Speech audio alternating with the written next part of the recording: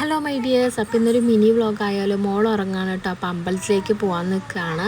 വൃശ്ചികം 1 മണ്ഡലമാസം ആരംഭമൊക്കെ ആയിട്ട് നമുക്ക് അമ്പലത്തിൽ പോകാമെന്ന് വിചാരിച്ചു. അപ്പോൾ നമ്മുടെ ഗ്രാമത്തിൽ തന്നെയുള്ള അമ്പലത്തിലേക്കാണ്, നേരെ കൃഷ്ണൻ്റെ അമ്പലത്തിലേക്കാണ് വന്നത്. അപ്പോൾ അമ്മ വർക്കിന് പോകുന്നതിന് മുന്നേ തന്നെ നമ്മൾ അമ്പലത്തിൽ പോയിട്ട് എത്തണം. മോൾ അവിടെ ഉറങ്ങുന്നുണ്ട്, അമ്മയുടെ അടുത്ത് ആക്കിയിട്ടാണ് കേട്ടോ വന്നത്. അപ്പോൾ നമ്മൾ നേരെ കൃഷ്ണൻ്റെ അമ്പലത്തിൽ തൊഴുതു, ചുറ്റും വലയൊക്കെ വെച്ചു കേട്ടോ. അപ്പോൾ ഈ വൃശ്ചിക മാസം ആയാൽ തന്നെ എവിടെ നോക്കിയാലും ഒരു സ്വാമിമാരെങ്കിലും കാണാതിരിക്കില്ല അല്ലേ. ഞാനും കുഞ്ഞുനാളിൽ എനിക്കും മലയ്ക്ക് പോകാൻ ഒരുപാട് ഞാൻ ആഗ്രഹിച്ചിട്ടുണ്ട് കേട്ടോ. ചില സാങ്കേതിക സാഹചര്യങ്ങൾ മൂലം എനിക്ക് പോകാനായിട്ട് പറ്റിയില്ല. അപ്പോൾ ഓരോ വർഷം മാലയിടുന്ന സമയത്തും അയ്യോ എനിക്ക് പോകാൻ പറ്റില്ലല്ലോ, അവിടെ എന്തായിരിക്കും എങ്ങനെയായിരിക്കും എന്ന് കാണാനുള്ള ആ ഒരു ആഗ്രഹം എൻ്റെ മനസ്സിലുണ്ടാവും കേട്ടോ എപ്പോഴും.